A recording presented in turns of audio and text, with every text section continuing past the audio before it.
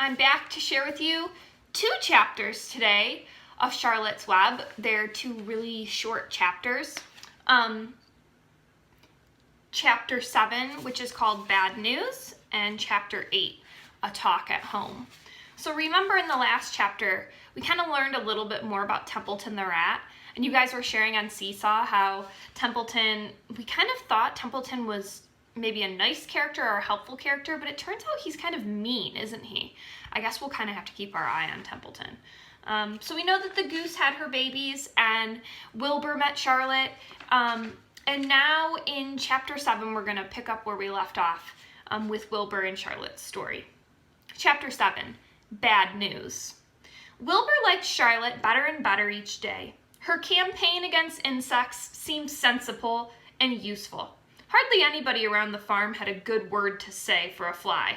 Flies spent their time pestering others. That means bothering them. The cows hated them. The horses detested them. The sheep loathed them. Mr. and Mrs. Zuckerman were always complaining about them and putting up screens. Wilbur admired the way that Charlotte managed. He was particularly glad that she always put her victim to sleep before eating it. "It's real thoughtful of you to do that, Charlotte," he said. "Yes," she replied in her sweet musical voice.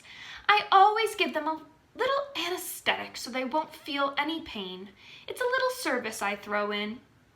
As the days went by, Wilbur grew and grew. He ate 3 big meals a day. He spent long hours lying on his side, half asleep, dreaming pleasant dreams. He enjoyed good health and gained a lot of weight. One afternoon, when Fern was sitting on her stool, the oldest sheep walked into the barn and stopped to pay a call to Wilbur. "Hello," she said. "Seems to me you're putting on weight." "Yes, I guess I am," replied Wilbur. "At my age, it's a good idea to keep gaining."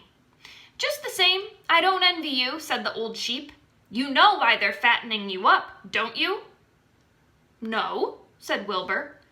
"Well, I don't like to spread bad news," said the sheep, "but they're fattening you up because they're going to kill you. That's why." "They're gonna what?" screamed Wilbur. Fern grew rigid on her stool. Rigid means like staying completely still and stiff, right? She's like stiffening up. "Kill you, turn you into smoked bacon and ham," continued the old sheep. "Almost all young pigs get murdered by the farmer as soon as the real cold weather sets in.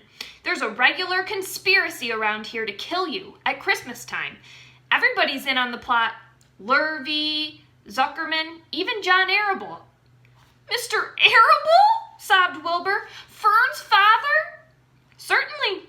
When a pig is to be butchered, everybody helps. I'm an old sheep, and I see the same thing, same old business year after year. Arable arrives with his .22, shoots the—" "Stop!" screamed Wilbur. "I don't want to die. Save me, somebody, save me." Fern was just about to jump up when a voice was heard. "Be quiet, Wilbur," said Charlotte, who had been listening to this awful conversation.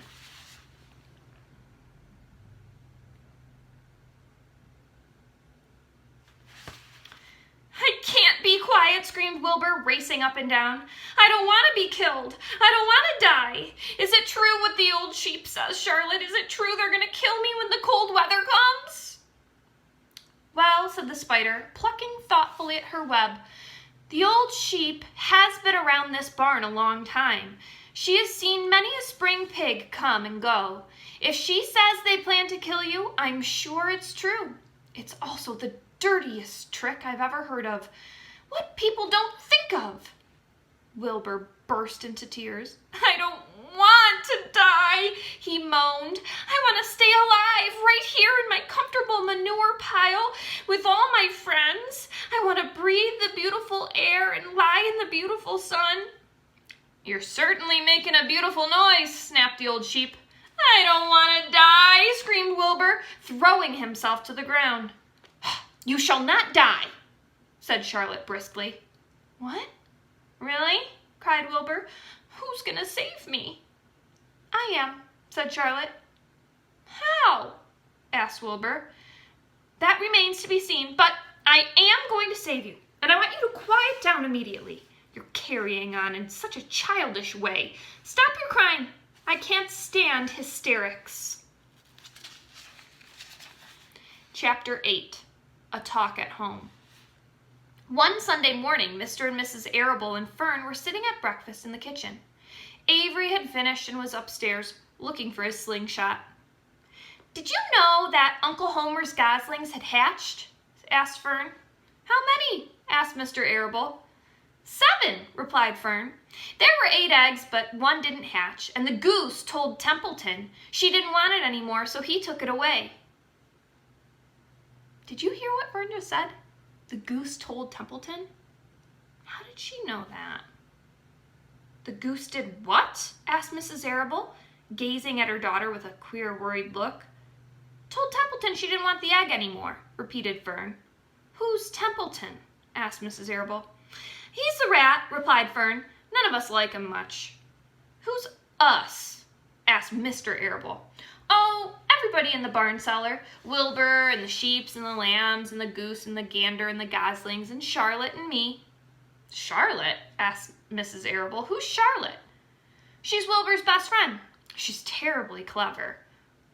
What does she look like? Asked Mrs. Arable. Well, said Fern thoughtfully, she has 8 legs. Well, all spiders do, I guess.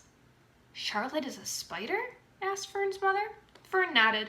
A big gray one. She has a web across the top of Wilbur's doorway. She catches flies and sucks their blood. Wilbur adores her. Does he really? Said Mrs. Arable rather vaguely. She was staring at Fern with a worried expression on her face. Oh yes, Wilbur adores Charlotte. Do you know what Charlotte said when the goslings hatched? I haven't the faintest idea, said Mr. Arable. Tell us. Well, when the first gosling stuck its little head out from under the goose, I was sitting on my stool in the corner, and Charlotte was on her web, and she made a speech. She said, I am sure that one of us here in the barn cellar will be gratified to learn that after 4 weeks of unremitting effort and patience on the part of the goose, she now has something to show for it. Don't you think that was a pleasant thing for Charlotte to say? Yes, I do, said Mrs. Arable. And now, Fern, it's time to get ready for Sunday school. And tell Avery to get ready. And this afternoon you can tell me more about what goes on in Uncle Homer's barn. Aren't you spending quite a bit of time there? You go there almost every afternoon, don't you? I like it there, replied Fern. She wiped her mouth and ran upstairs. After she had left the room, Mrs. Arable spoke in a low voice to her husband. I'm worried about Fern, she said. Did you hear the way she rambled on about the animals, pretending that they talked? Mr. Arable chuckled. Maybe they do talk, he said. I've sometimes wondered it. At any rate, don't worry about Fern. She's just got a lively imagination. Kids think they hear all sorts of things. Just the same, I do worry about her, replied Mrs. Arable. I think I shall ask Dr. Dorian about her the next time I see him. He loves Fern almost as much as we do. I want him to know how queerly she's acting about that pig and everything. I don't think it's normal. You know perfectly well, animals don't talk. Mr. Arable grinned. Maybe our ears aren't as sharp as Fern's, he said. Oh, what an exciting 2 chapters. Wilbur found out he's going to be killed at Christmas time. Oh my gosh. But Charlotte thinks that she can save him. And now we find out that Fern can actually hear the animals when they're talking. Do you think that's true? I don't know. Maybe our questions will get answered in the next chapter. Chapter 9, Wilbur's Boast. I'll be back again soon with another chapter for you guys. See you guys later.